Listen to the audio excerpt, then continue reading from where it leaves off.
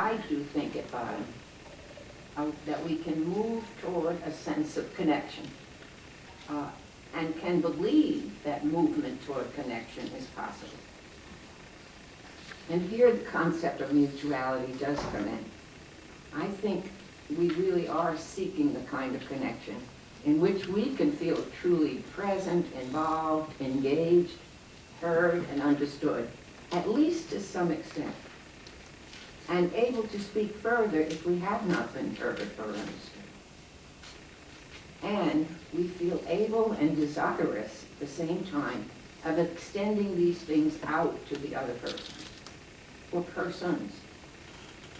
It is this sense of being present with another person in this mutual empathy, and also feeling that this joining provides movement, action, from wherever we are to something more, something new. Of course, we don't experience all of this all the time. We experience, if we're lucky, maybe small bits of it some of the time. But it is feeling that we have the possibility that matters, I think. Again, that we can move towards something. And I do think the worst feeling is the feeling that this is impossible, that nothing can happen, that we're stuck and can't see an opening. In their paper on suicide, actually some years ago now, Sandy Kaplan and Myrna Klein proposed that suicide in women comes from the loss of what they called relational hope. I always thought that this is an extremely valuable paper and a very good guide to working clinically with suicidal people. Now, of course, most people don't go around talking about mutual empathy. Most have never heard the word. But I believe that it really is the underlying source of hope. Or the hope of mutual empathy is the source of hope. Of course, many people may feel that hope comes from what feels like other sources. That is, they may hope to find it in trying to create something, or to do some piece of work, or make something happen in the world even. And such accomplishments, I think, do provide many kinds of satisfaction, and their failure may produce disappointment.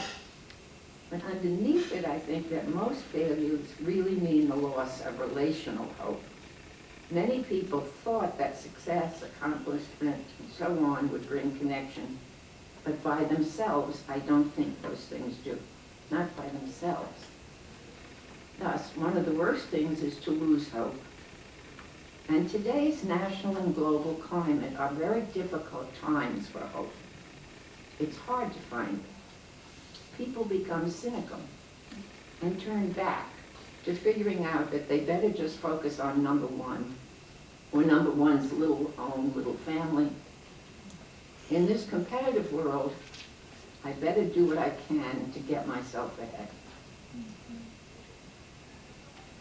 One reason for this, I believe, and I said this earlier in our group here, that we are really going through a long, long backlash against the major liberation movements of our time. The civil rights movement, the women's movement, the gay liberation movement. And again, to repeat, backlashes seem to me to occur long before the full goals of liberation movements have been accomplished. And that is because they begin, even by beginning, they threaten the power of the dominant groups and those who ally themselves with the dominant thinking.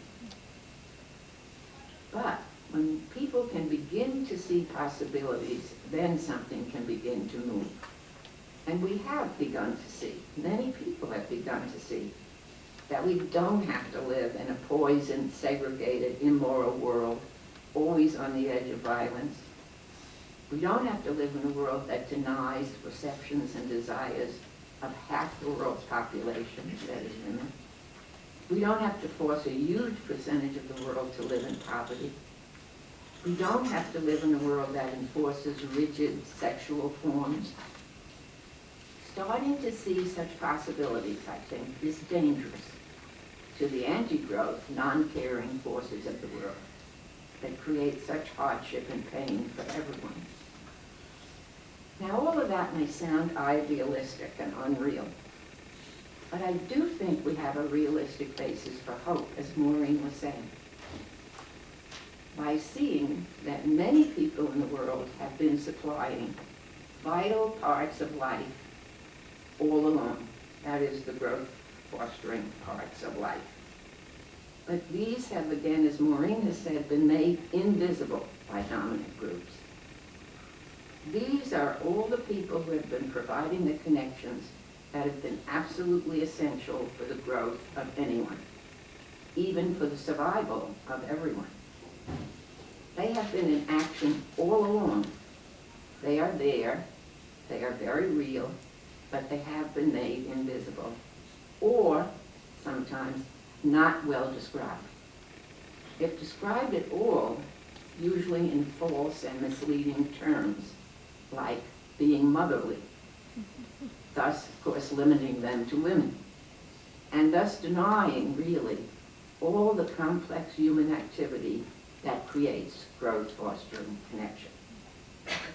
When we accurately perceive all of the ongoing growth-fostering activity that has happened and continues to happen, we open up a vision of a larger framework of understanding, ultimately not only of women and of other subordinate groups, but of everyone, and the possibilities for all societal institutions.